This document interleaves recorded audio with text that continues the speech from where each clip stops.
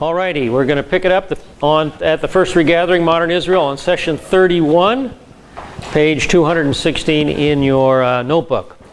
Let's do a quick review. Last week we broke session 30 into two parts. Session 30A was a DVD from Against All Odds, a warrior named Kalahani, where we got a first-hand look at what was happening up on the Golan Heights in the 1973 war, as Avigdor Kalahani and his 7 tanks tried to fend off the huge Syrian armada coming across the Golan Heights. And again, as you saw all that happened there, you have to think, how is it possible that Israel could have survived that attack without some kind of divine intervention? And Avigdor Kalahani became one of Israel's modern heroes. So that was quite a show. Then we took a break, and session 30B was again from Against All Odds, rescue at Entebbe. And again, we saw a first-hand account of all that happened in Entebbe, Uganda, when Palestinian terrorists hijacked that French airliner and were threatening to kill over 100 Israelis. And we saw interviews with the pilot who brought in the first C-130 to rescue the hostages, and also the interview with the lady who was one of the hostages herself. So again, you say, how could that rescue attempt succeed without the overriding hand of God? Just like in the book of Esther. You know, God is not mentioned in the book of Esther, and yet God preserves his people. Even in disobedience, he preserves his people. Well, that's what happened in Entebbe. You know, God was not visible outwardly, but he made sure everything came together so that rescue occurred. So the application was to look for that in your own life. Look for the God things in your own life when he brings things together for you on your day-to-day basis. Alrighty, that brings us then to the bottom of page 216. And 1977, Likud comes to power. So amid the turmoil of contending parties, the 1977 electoral campaign gave every appearance of following earlier precedents of turning into a contest between 3 major blocs. The largest bloc was the labor-dominated alignment. The other end of the political spectrum was the conservative Likud party under the leadership of Menachem Begin, page 217. Finally, there were the religious parties. Things are a little different today. The Knesset is broken up into even more parties. But in 1977, this is the 3 basic divisions of the political picture in Israel. Labor members such as Yigal Allon and Abba Eban favored a substantial Israeli withdrawal from the West Bank. You know, get out of the West Bank. Menachem Begin, on the other hand, perceived of an undivided land of Israel. In other words, take over the West Bank. When the votes were counted, Likud was found to have increased its Knesset representation from 39 to 43 seats. The National Religious Party had enlarged its delegation from 10 to 12, and Labor had lost 1/3 of its strength. Never before in Israel's history had there been such a shift away from the Labor Party. And that shift has continued. Likud is still the dominant party these days. All right, Anwar Sadat. The shift in Israel's political and economic course in 1977 was prefigured by a striking and no means dissimilar reorientation in Egypt. Now, 3 factors for this. Factor number 1, Anwar al-Sadat orchestrated the change personally. With his reputation at new heights following the Yom Kippur War of October 73, the Egyptian president felt secure enough to embark on a far-reaching overhaul of Egyptian society, a liberalization in all fields. The new liberalization, of course, affected the economic field. Sadat wanted to introduce Western-style capitalism. And he knew that could only be achieved through peace. To foster his vision of national revival, Sadat made the calculated decision, June 1975, to open the Suez Canal. Sadat insisted that economic viability could not be reconciled with the burden of maintaining on a perpetual war footing, keeping 700,000 men under arms. The successful crossing, military crossing of the canal, appeared to fortify the nation's desire for peace. With their honor restored, the Egyptian people found less humiliation in contemplating a new relationship with the enemy. Some key words in that sentence: honor and humiliation. Those are key aspects in the Arab outlook on life. You maintain your honor, and it's horrible to be humiliated. You do anything to avoid humiliation. Okay? So keep that in mind. It's true, of course, today. Sadat explained his approach succinctly in his autobiographical work, In Search of Identity. And if you're a history buff, the book In Search of Identity by Anwar al-Sadat is available on Amazon. So just go on Amazon.com and you can find it. His autobiography, In Search of Identity. So it must be fascinating. I have not read this book myself. All right, now, inside the book, you have a quote, bottom of page 217. Here's what he says. We had recovered our pride and self-confidence after the October 1973 battle, just as our armed forces did. We were no longer motivated by complexes, whether defeatist, inferiority ones, or those born out of suspicion and hate. This is why the opposing sides met soon after the battle dust had settled to talk matters over. And with the fighting over, we harbored nothing but respect for one another. Now that is another very typical Arab view of life. The Arabic community in the Middle East respects power. Power. Might makes right. And you do anything in your power to get what you want. And if you do, that's honorable. And if you don't, you're humiliated. So you try to avoid humiliation. So those are key words in understanding the Arab mindset of the Middle East. Humiliation, honor, and respect. So because the army battled tooth and nail against Israel, now they had respect for one another because they had equal power. Okay? Might makes right. Yes, that makes sense? So now it's okay to negotiate with the enemy, because negotiation is humiliating. You don't negotiate. You know, if you're weak, you negotiate. If you're strong, you take what you want. So now we have respect because we have two co-equal powers. They're willing to negotiate. Okay, does that make sense? That's the Arab mindset. All right, page 218. Now, the inauguration of a new administration in Washington added a unique momentum to the search for Middle East peace. So factor number 2 is that Jimmy Carter entered the White House in January 1977. Of course, here's a photograph of our president.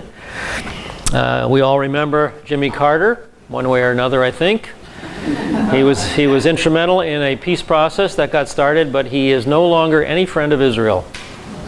He calls Israel an apartheid state. So he's really kind of traveled off the deep end these days.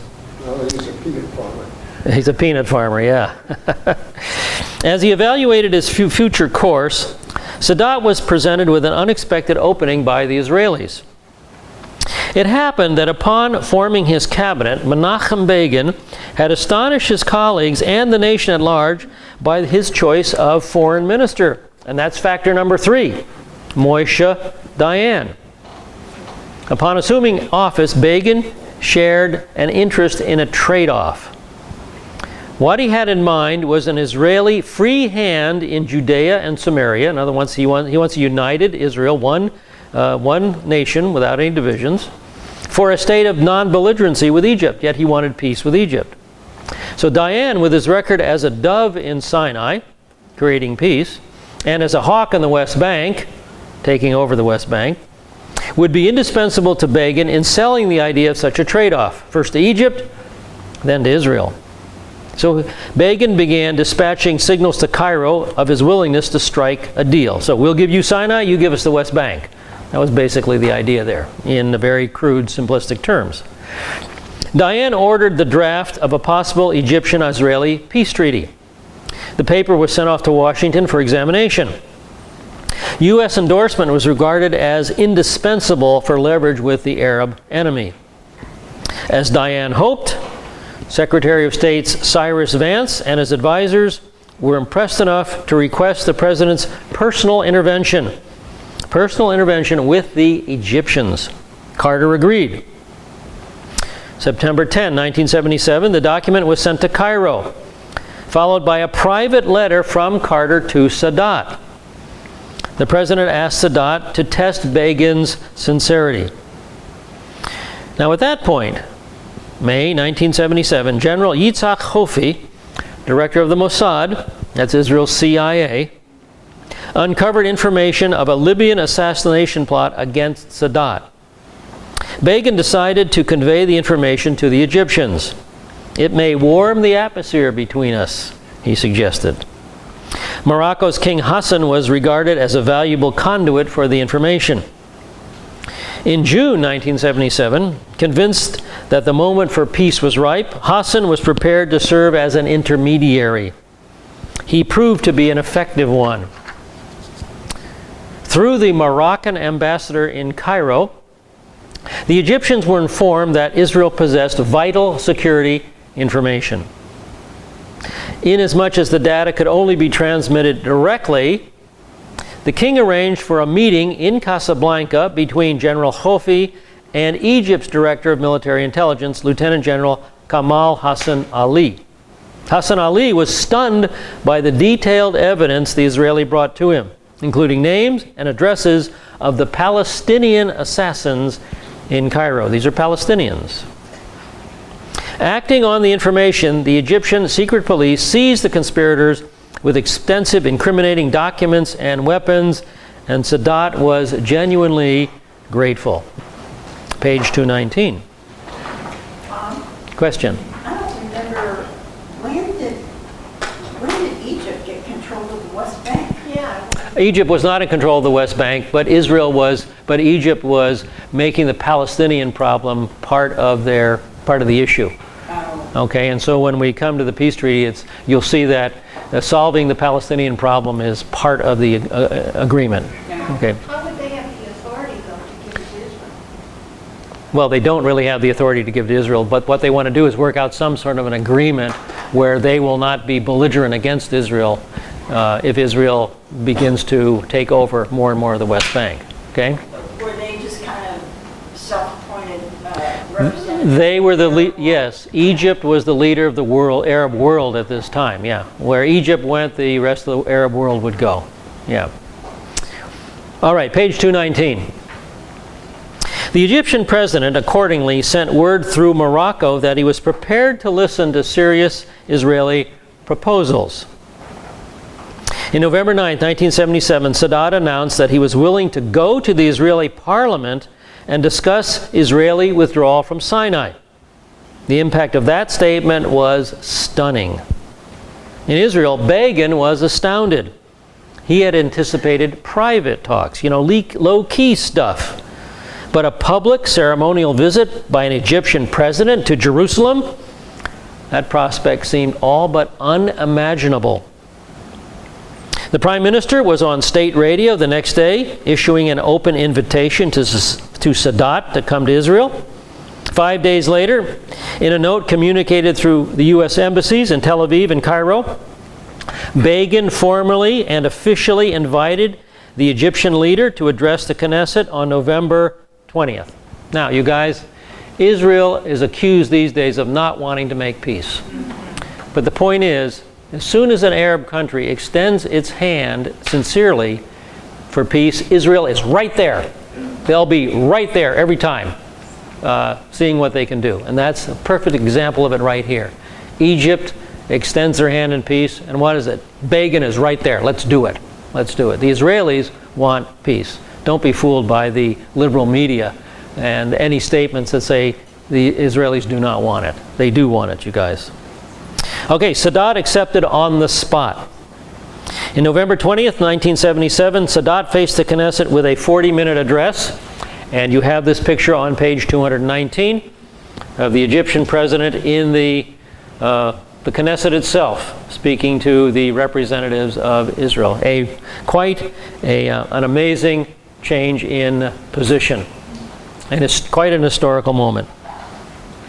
In his speech, Sadat offered Israel the inducement its people had waited 30 years to hear. Israel is now 30 years old. Bottom of the page. In all sincerity, I tell you that we welcome you among us with full security and safety. We used to reject you. We had our reasons and our fears, yes, but I declare to the whole world that we accept living with you in permanent peace based on justice. Today, through my visit to you, I ask you, why do we not stretch out our hands with faith and sincerity so that together we might remove all suspicion and fear, betrayal, and bad intentions? Now, those are a lot of good words, but words are cheap, and putting words into action is another story. Page 220. Upon his return, Sadat's reception in Cairo was tumultuous. Nearly 1 million people cheered him on his open-air journey from the airport. However, now we get down to reality. Initial discussions were agonizing for both sides, and soon Egypt and Israel were at an impasse. That brings us to 1978. It was the very lack of success that brought into play a critical procedural agreement between the Israelis and the Egyptians. Sadat and Begin consented to discuss their outstanding differences jointly with President Jimmy Carter at the presidential retreat of Camp David. It would take place at the urgent request of Jimmy Carter himself. He was aware that the two Middle Eastern governments were reaching a possibly irreconcilable standoff. The American president was determined that the momentum for peace between them would now have to be restored, if necessary, by exercising the fullest political influence of the most powerful country in the world. September 5th, 1978, Sadat and Begin arrived at Camp David. And here, again, reality set in. Eventually, after hard and emotional negotiations, two agreements were hammered out. One was entitled A Framework for Peace in the Middle East. The other, a framework for the conclusion of a peace treaty between Egypt and Israel. Now, the arrangements were good for both sides. The Egyptians were guaranteed return of all their land. The Israelis would gradually return all the Sinai to Egypt, and normalized relations between the two countries would gradually phase in as well. Three-stage negotiation framework for the Palestinian problem in all its aspects was outlined as well. See, there it is. See, the way Egypt goes, how Egypt deals with the Palestinians is how the rest of the Arab world would do it. The Camp David Accords represented an impressive diplomatic breakthrough for each of the participants. September 17, 1978, a televised ceremony of signing took place in the White House. And here's that photograph. You have that on page 220. On the left is Begin, then Carter, and then Sadat at this signing in the White House.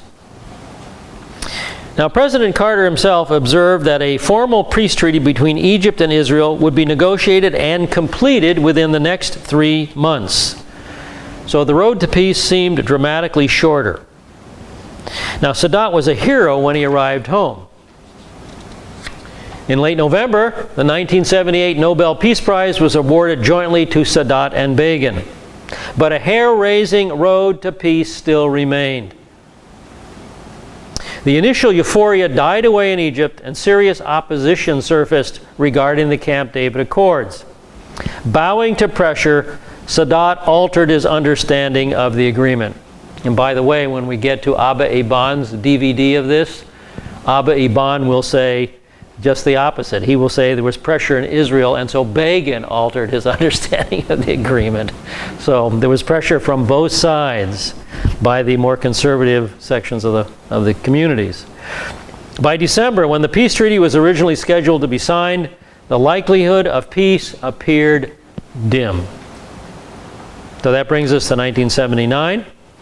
In March 1979, President Carter, in an act of desperation, decided to travel personally to Egypt and Israel in an effort to achieve a final breakthrough. A hectic 5 days of negotiations in Cairo and Jerusalem concluded with a peace treaty. So on March 22, 1979, by a margin of 95 to 18, Israel's parliament voted to ratify the peace agreement. 4 days later, March 26, 1979, in a White House ceremony, Sadat and Begin placed their signatures on a formal treaty of peace between the two nations. And this picture, you have this picture on page 221. Remember, Egypt and Israel had only signed armistice agreements 30 years earlier, as had the rest of the Arab world. Technically, all the Arab nations and Israel are still in a state of war. And now the first formal, actual peace treaty has been signed.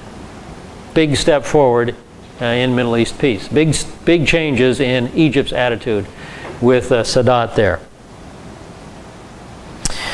Now, the document terminated the state of war between Israel and Egypt, and Israel undertook to withdraw all its armed forces from the Sinai. Egypt pledged itself to use Israel's evacuated airfields in the peninsula exclusively for civilian purposes. Each party agreed to respect the other's sovereignty, territorial integrity, political independence, and its right to live in peace within secure and recognized boundaries. And you know, that has held now even till today. It's held for 30 years. We'll see how if it continues to hold, because there's some changes in the Egyptian government, but it's still holding.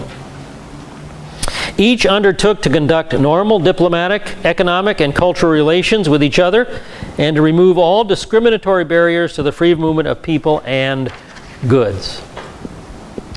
All right, let's jump ahead now to 1981 and Iraq's nuclear reactor. In 1974, Saddam Hussein government in Iraq began making plans to go nuclear. And here he is. We're all familiar with this, sweetie, aren't we? Remember old Saddam Hussein? Saddam Hussein. Yep. The next Nebuchadnezzar.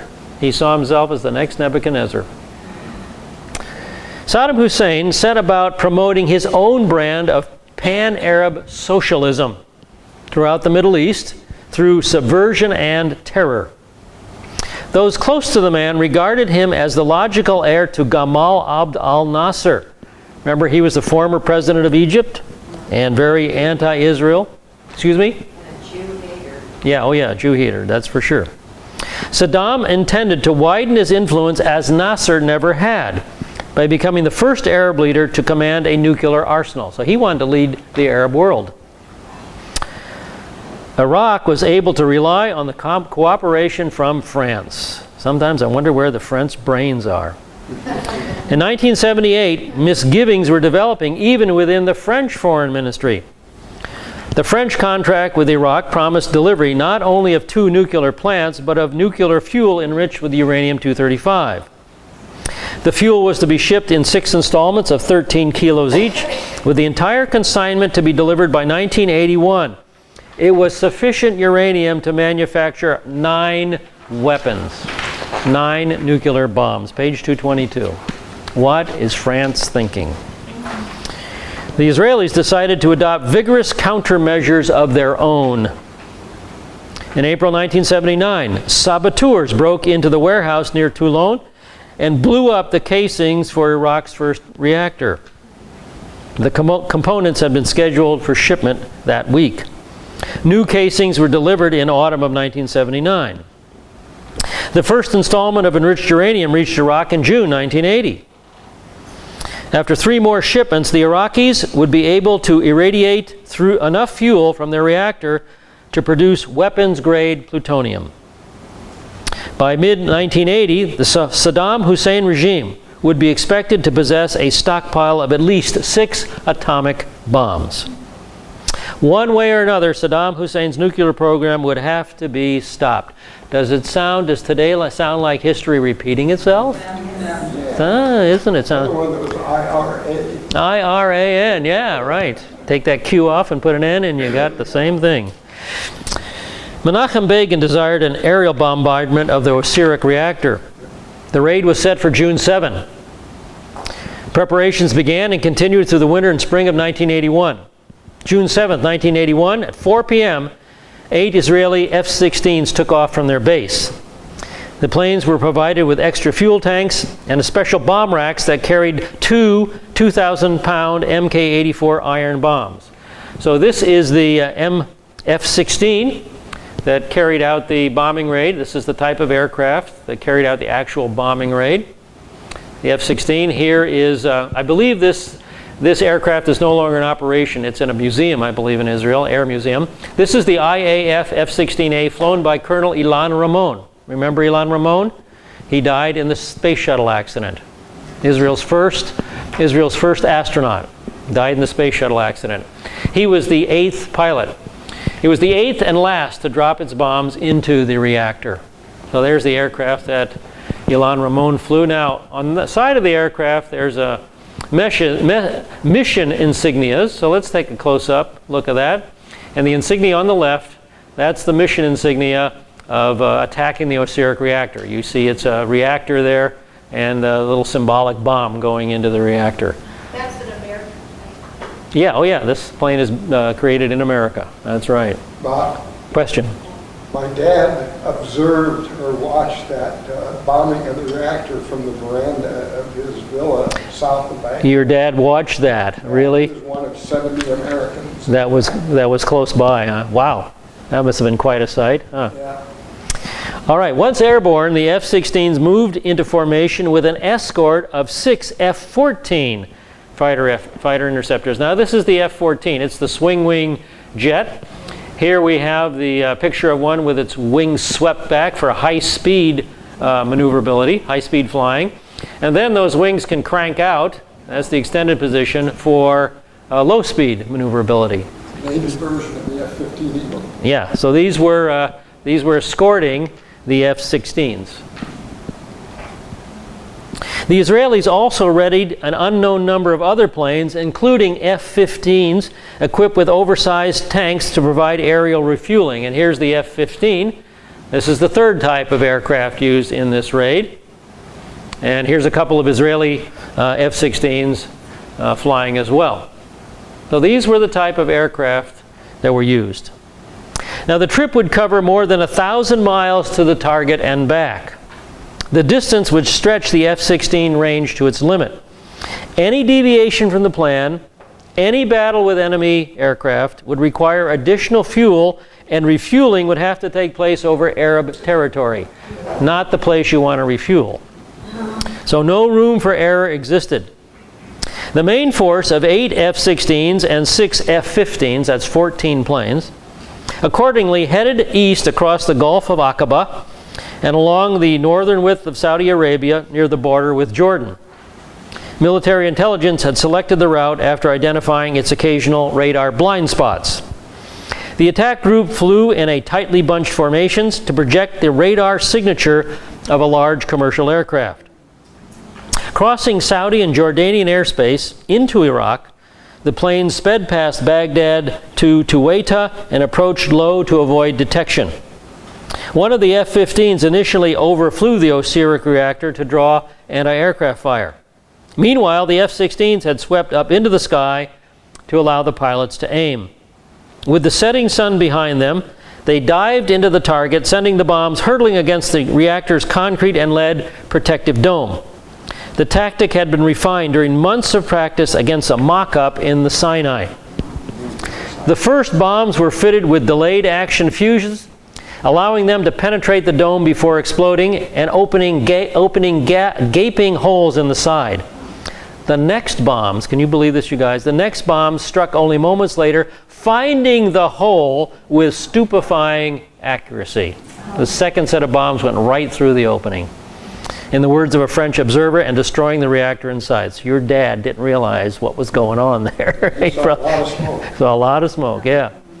One French technician was killed in the attack, and the Iraqi anti-aircraft fire spattered harmlessly, and all Israeli planes returned safely. Now you have a map on page 223. This is the map on page 223, and we're going to look at the mission very quickly.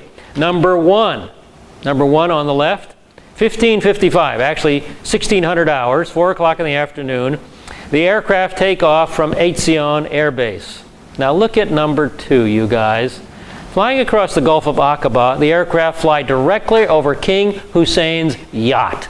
He was out in the Gulf of Aqaba enjoying a sail, and at least 14 Israeli warplanes at low level come directly over his yacht. Do you think he figured that something big was happening all of a sudden? I think he ducked. I think he ducked, yeah. Do you think he notified Baghdad? Well, apparently not. This is Saddam Hussein? Saddam? No, this is King Hussein. This is King Hussein of Jordan. King Hussein of Jordan, yes. So he knew something was up real early. Well, then the 14 aircraft fly across Saudi Arabia, and at 1735, 8 F-16s strike the reactor, and with tremendous accuracy. And then, point 4, the aircraft return at high altitude and land at Etzion Air Base at 1900. They left at 1400. They returned at 1900, a 5-hour operation, and it was all over. Everybody returned safely. All right, it's now time for your break. So we'll pick it up after the break on page 223 with the question, was the raid justified? So go ahead and take your break.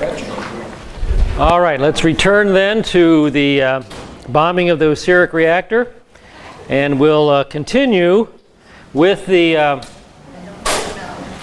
question, was the raid justified? Page 223 at the top of the page. From all evidence, the Iraqis were indeed moving toward the production of atomic weaponry. Now, the airstrike's diplomatic fallout was far-reaching. President Reagan at first condoned and then criticized the attack, both in official statements and in the support of a UN Security Council resolution of condemnation. A scheduled shipment of F-16 aircraft to Israel was halted. Israel's violation of Saudi airspace multiplied Saudi appeals for effective radar protection. You guys, publicly the world screamed at Israel. Everybody complained, but privately they patted Israel on the back and said, "Thank you." And it's the same today. If Israel bombs the Iranian reactor, the world will scream. And then they'll turn to Israel and say, "Thank you." You know? If the air attack reaped criticism on the international scene, there was one area at least in which Begin achieved substantial success, and this was in Israel itself. Here, the news of the bombing evoked widespread admiration as a legitimate act of self-defense. The sheer audaciousness of the raid, no less than the brilliance of its execution, visibly enhanced the Prime Minister's political standing only days before the Knesset election. All right, page 224. Page 224 is entitled Israel's Withdrawal from the Sinai Completed. You have this map on page 224. And we'll take a look at the legend. The legend's in the upper left corner. You see the blue area on the screen. That's the Israeli territory before and after the Six-Day War. Light blue before, the dark blue is the areas Israel now controlled after the Six-Day War. Now, moving down the legend, the orange area is the Separation of Forces Agreement that was agreed upon in 1974. That is the no man's land between Syria and the Golan Heights that exists still today. Moving down, the first withdrawal in 1975. This was the interim agreement. Israel withdrew to about one-third of the Sinai. Then, in 1980. Israel redeployed from about 2/3 of the Sinai. And then in 1982, Israel redeployed from the entire Sinai, and Egypt regained control of all her territory, piece by piece. And Egypt still controls that territory today. All right, page 225, Operation Peace for Galilee. Early in June 1982, Israel's borders with the neighboring Arab countries were reasonably quiet. The southern frontier with Egypt was altogether in a state of peace. If the West Bank trembled in barely suppressed ferment, infiltration from Jordan, at least, had ended since 1970. To the northeast, Syria remained irredeemably hostile. But not a single episode of truce violation had occurred along the Golan since the 1974 disengagement agreement. Not even since Israel's annexation of the critical buffer plateau in December of 1981. Menachem Begin's attention was transfixed, however, by Lebanon, the smallest and weakest of Israel's neighbors. Throughout May and June of 1981, the Israeli Air Force periodically attacked guerrilla positions in Lebanon. Remember, the PLO had moved into Lebanon. Syria had moved into Lebanon. Lebanon was a very weak country. It was being dominated by the PLO and Syria at this point in time. When the guerrillas lashed back with a rocket barrage against Nahariya, a middle-sized northern Israeli town, Air Force jets escalated the level of violence in a heavy retaliatory bombardment of PLO headquarters in Beirut, killing some 100 people and wounding at least 600 others. Now here's a map of Israel, and directly to the north of Israel, that northern border, is the weak little nation of Lebanon. Nahariya, very pretty little town, it just sits just below the border. And because of the attack on Nahariya, this retaliatory attack occurred. The PLO then launched an even more prolonged Katyusha rocketing of Galilee settlements. And here's a picture of a Katyusha rocket. It's a Russian rocket. So these were the rockets that the PLO was shooting from Lebanon into the northern Galilee settlements. The PLO leadership subsequently built their frontline strength in South Lebanon to the equivalent of 5 infantry brigades. That is about 15,000 soldiers. The PLO is now a small army. It's no minor terrorist organization anymore. So this PLO force could increase Katyusha and artillery salvos. It could increase its Fedayun raids, and even attempt amphibious forays against Israel's 63 Galilee settlements and coastal towns. For Chief of Staff Eitan, I should say, the evidence was compelling that only a larger scale military operation could eradicate the danger. Excuse me? What's a Fedayun? A Fedayun, that is a terrorist fighter. Okay, that is a Arab freedom fighter, terrorist fighter. And here's a picture of the Chief of Staff, General Raphael Eitan. I don't think I'd like to meet him in a dark alley on a rainy night. He looks like a tough character to me. All right. So the catalyst for the invasion was provided from an unexpected site. June 3rd, 1982, the De La Rue Group, a British printing and publishing conglomerate, held a banquet in London's Dorchester Hotel. 400 guests included industrialists and several ambassadors. One of the ambassadors was Shlomo Argov of Israel. When the banquet ended, Argov left the hotel shortly before 11 in the evening. A young Palestinian, Hassan Said, carrying a shoulder bag, had been loitering on the street outside for nearly an hour. As the ambassador entered his limousine, Said removed a submachine gun from the bag. He fired one shot from a distance of 15 feet. Argov was struck in the head and collapsed. He would survive, but he would be paralyzed. The following day, the Israeli Air Force began massive bombardment of PLO targets in Lebanon, battering arms depots and military camps the entire distance up to Beirut. The reaction of individual PLO factions was to launch a sporadic shelling of Israeli settlements in the Galilee. At an emergency cabinet meeting on June 5th, Begin insisted that the army would have to strike immediately to activate a long-prepared strategy of clearing a 25-mile-wide strip along the Lebanese border.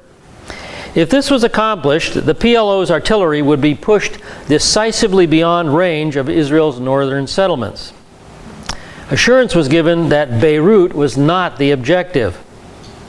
The Operation Peace for Galilee would be completed within 2 or 3 days. Page 226. The cabinet then gave its approval. So did Shimon Peres and Yitzhak Rabin of the Labor Party when they were informed by Begin. June 6, 1982, 3 Israeli divisions closed in on the Palestinians from all sides. Up the coastal road, by amphibious forces landed between Sidon and Damor, by a division sent into the central sector through the Shuf Mountains. And the advance was very rapid. Now here I show you a picture of Major Israel Isaac. When I was in Israel for 3 weeks as a volunteer for the Israeli Defense Forces, they would give us volunteers lectures and educational opportunities in the evening. And so Major Israel Isaac was one of the speakers we had one of the evenings. Now you can see Major Isaac has been wounded severely. He was wounded in Lebanon. He lost an eye. His right arm is severely damaged. If I remember right, he had trouble walking. He had braces on his legs, etc. So he spoke to us. He's still an information officer for the IDF. And this is what he informed us. He informed us that this advance into Lebanon was the first time that the PLO had used children in battle. He said it was an incredibly unnerving experience. You'd be driving along in your tank, and up ahead of you, these Lebanese children are waving and saying, "Hi, hi, hi." As soon as you pass them, they pull out an anti-tank weapon and aim it at the back of your tank. What do you do?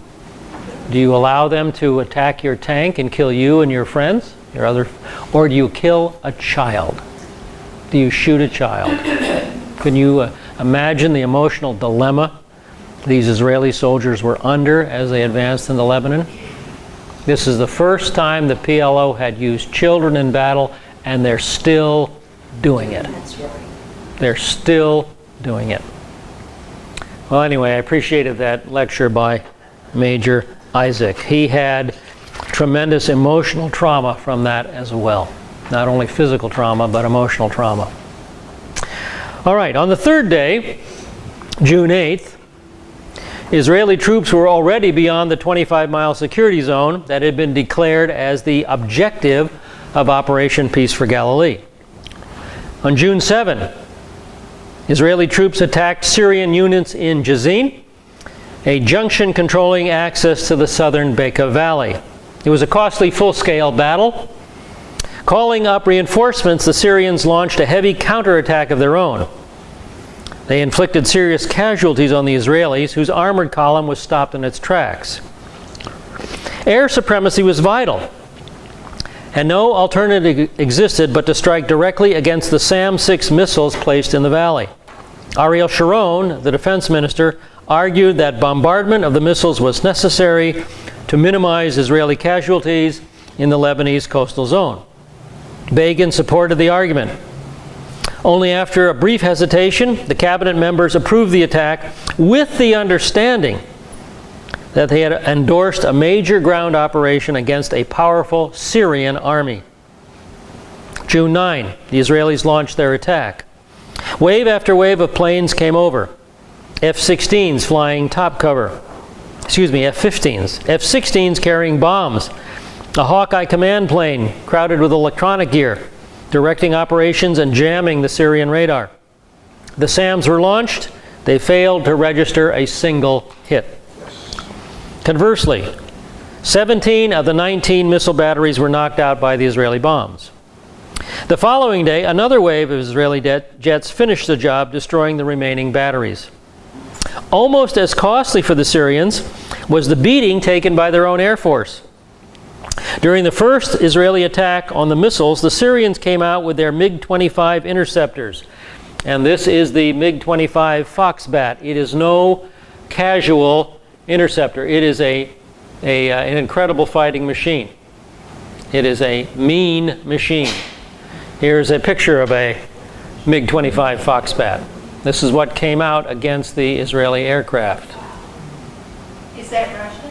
Russian, supplied by Russia, yes. The Israeli aircraft supplied by America, the Syrian aircraft supplied by Russia. The Israelis shot down 22 without a loss. Wow. The next day, the second day of the attack, another 24 Syrian jets were destroyed, again without Israeli losses. And by the way, the MiG-25 could fly higher and faster than the Israeli aircraft. So It was a formidable enemy. Yeah, who's taking care of Israel here? They didn't lose one. In the ensuing days, nearly 50 additional Syrian fighters would be downed without cost to the Israelis. As early as the night of June 9 and 10, the Israeli Air Force was free to ravage the Syrians on the ground. After these 48 hours of disasters, the Syrians decided to pull out of active fighting altogether. Despite its loss of SAM missiles and ultimately more than 100 planes, the Assad regime understood that the war was being fought in Lebanon, not in Syria, and that the Israelis were not interested in penetrating Syrian territory. Now, the war suddenly appeared much more far-reaching than the Israeli cabinet or the people had been led to anticipate. And so it did to the great powers as well. In the morning of June 10th, President Reagan dispatched an urgent message to Begin, pointing out that Israel's incursions into Lebanon already far transcended Jerusalem's original announced purpose. Page 227. Israel would have to accede to a ceasefire immediately, the president warned. The Prime Minister and his cabinet agreed to a ceasefire for noon the next day, June 11. The Israeli government ignored Yasser Arafat's announced willingness to participate in the June 11 truce, observing that his guerrilla force was not a responsible government, but a band of terrorists. Emphasizing the point, Israeli forces on June 12 launched a sustained air, land, and sea bombardment of Palestinian strongholds south and west of Beirut. June 13, several key objectives of Operation Peace for Galilee had been reached. The PLO infrastructure south of Beirut had been destroyed. The Syrians had been soundly thrashed, if not evicted, from Lebanon. They had captured vast quantities of PLO equipment. After inventory was completed in October, the list of PLO material included 1,320 armored combat vehicles, among them several hundred obsolete tanks, 82 artillery pieces, 62 Katyusha rocket launchers, 215 mortars, 196 anti-aircraft guns, 1,342 anti-tank weapons, 33,000 small arms, and thousands of pieces of communications equipment. This was a mini army, wasn't it? That's a lot of stuff. A lot of stuff. It's a mini army, yep. Jerusalem contended that the destruction of the PLO in South Lebanon was an act of liberation. Now, the claim seemed borne out by local Arab reaction to the Israeli invasion. Foreign journalists confirmed that the inhabitants of South Lebanon were euphoric at the destruction of the Palestinian guerrilla forces because they had been persecuted by the PLO. The PLO were no friends of the Lebanese. Shia Muslims and Christians alike vied with each other in welcoming Israeli troops, inviting Israeli officers into their homes. When the Israeli army detained 9,000 PLO suspects, Christian and Shia villagers eagerly helped the task of identification. Now, the cost to the Palestinians, PLO fighters and non-combatants alike, was quite terrible. Estimates later put the number of Palestinian dead in South Lebanon's refugee camps at over 6,000. Israeli troops who entered these complexes afterward were aghast at the carnage wreaked by the bombardments. They were shocked too by the vindictiveness of the Christian and Shia authorities, who refused the Red Cross permission to set up tent shelters for the Palestinian victims. Israel lost 130 dead and 600 wounded. So news of these losses set off widening tremors of concern in Israel, but no one could anticipate that the worst was yet to come. Now, you have on page 228, you have this map, and the legends in the map will summarize the Operation Peace for Galilee as Israel moves north into Lebanon up to Beirut there in the northern part of the map. And we move now to Operation Big Pines on page 229. After a week of war, Israel's army was in effective occupation of southern Lebanon.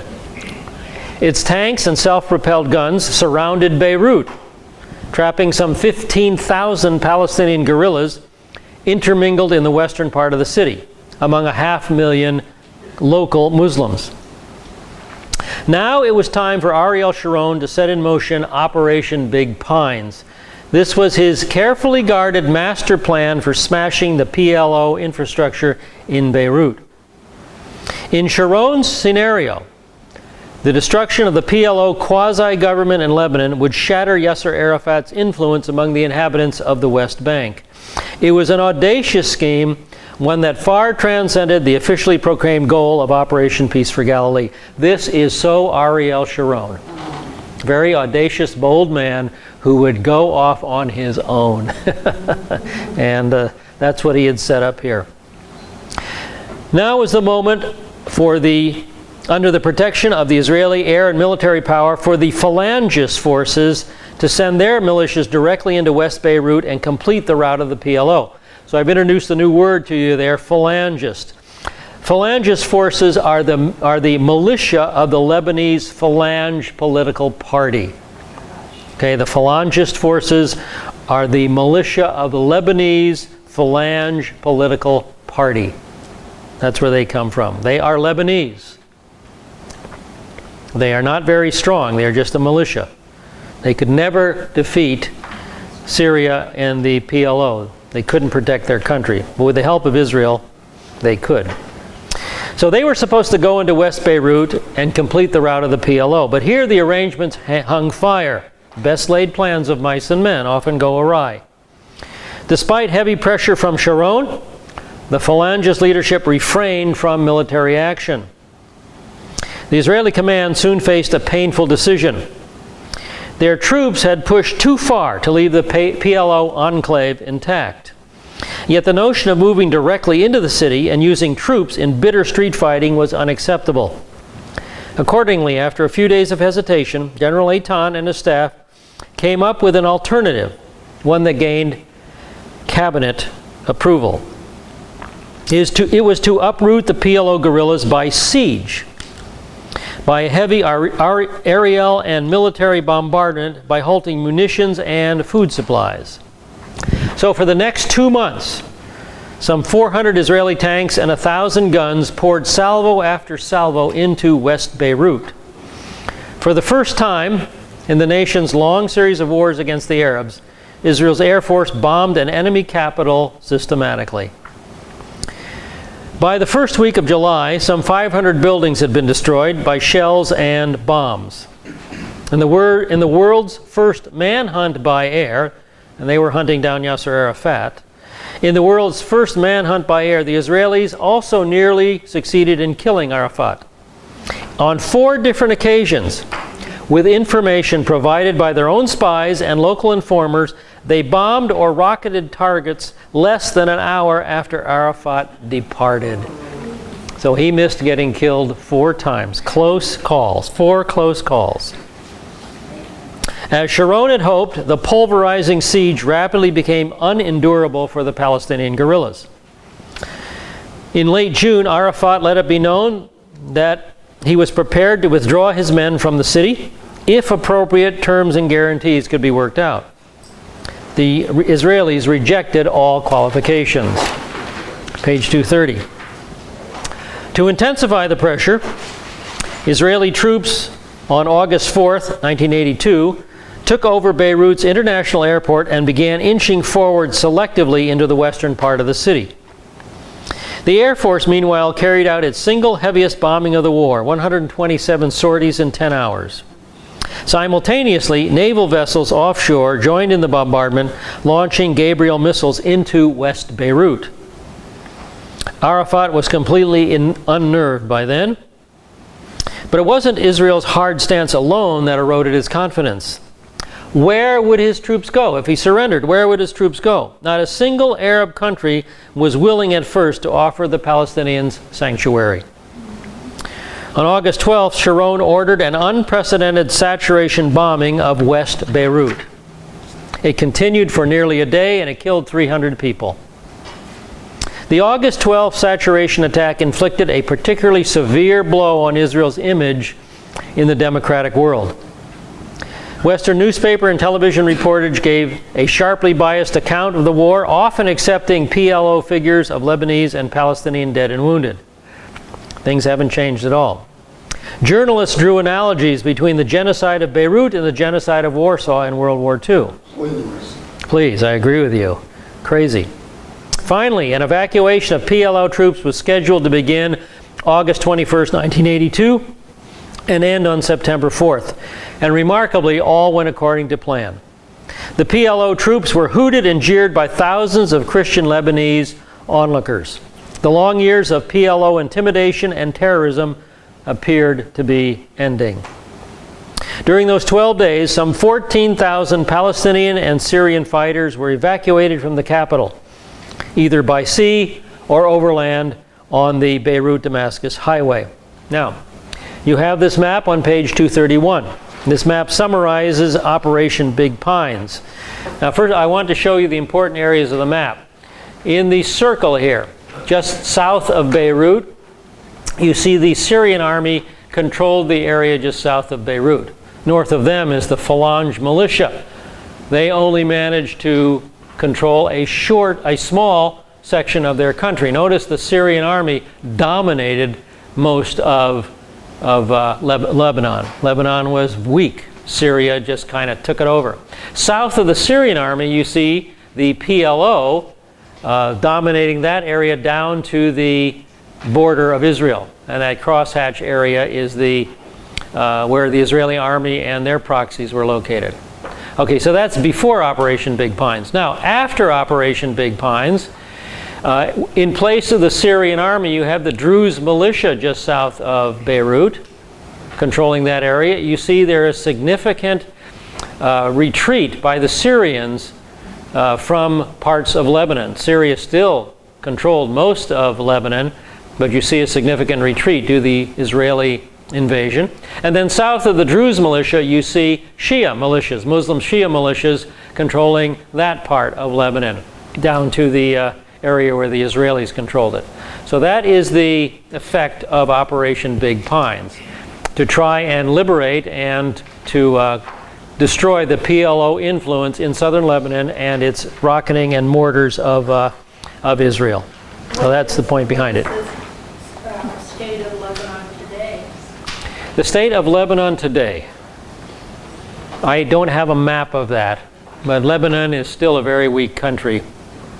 And you have Hezbollah now in the south, which is our next subject. Yes? You said that they evacuated all of those troops. Where did they go? They went into the Arab world. I believe Arafat ended up in Libya. You know, they went into the Arab world. They were dispersed into Syria and other Arab countries. Alrighty. Bottom of page 31, you see the words Hezbollah, identity and goals. Well, the next page then is an article on Hezbollah, its identity and goals. So I want you to go ahead and read that on your own. We're not going to... Excuse me? No. The bottom of page 231, it says Hezbollah. Bottom of page 231. Okay, so the top of page 232 is the article on Hezbollah. So I want you to read that on your own. Then at the bottom, 1987, the bottom of page 232, you have the heading Hamas founded. And starting on page 233, you see an article entitled A Guide to Hamas.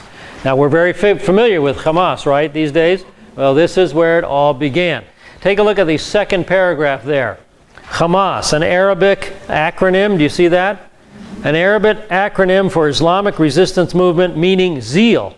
It was created in Gaza, the Gaza Strip, by Sheikh Ahmed Yassin. And here is Sheikh Ahmed Yassin. Very pleasant looking old man, but he's not very pleasant at all. He is a murderer and a terrorist. Crazy eyes, yeah. So he is the founder of Hamas that we know so intimately today. So I want you to read page 233. You'll get a quick guide, a quick overview of Hamas. Read that tonight before you go to bed. It'll keep you awake all night. And we'll pick it up. We will pick it up next week on page 234 with the Intifada. You've all heard of the Intifada. Here is the first one. The word Intifada is an Arabic word meaning shaking off. We're going to shake off the Israeli oppressors. That's the idea here. Alrighty, so let me pray. Yes, question? Do you remember when was that thing with the Marines in Beirut? Oh, the bombing of the Beirut. Yeah, I don't remember when that was. When the military barracks, our military barracks was bombed. 93. Okay, so it's sometime in the future. Okay. Okay, let me pray. Father, again, we just stop, and we thank you for your care for Israel, as Isaiah has shared many times in his work, that even in disobedience, you will keep the nation and preserve the nation. And we see your hand was at work as Israel tried to defend herself from the PLO in Lebanon. But of course, no human plan goes perfectly, and many mistakes and injury was caused by the Israeli incursion. And we know, Lord, that even as Israel tries to defend herself today, she will make mistakes, and she will cause error and hurt to people, as she is hurt as well. So we ask that you would give the Israeli government wisdom as they try to protect themselves. First of all, that they would look to you for the correct mode of attack and defense, and that you would oversee the situation. So war is always very painful for both sides, and we know that very, very intimately because we have been involved in many Mideast incursions ourselves. Anyway, we lift Israel up to you. We ask that you continue to sustain the nation, turn the nation to yourself and to Yeshua, and give the nation wisdom as they walk day by day through a very, very tough neighborhood. And help the believers in Israel, Arab and Jew alike, to speak up about the Prince of Peace, because we know that no peace will come to the Middle East until the Prince of Peace rules everyone's heart. So we lift ourselves up to you, and we ask you to rule in our heart as well. We do this in Yeshua's name. Amen. All right, we'll see you next week. Take care.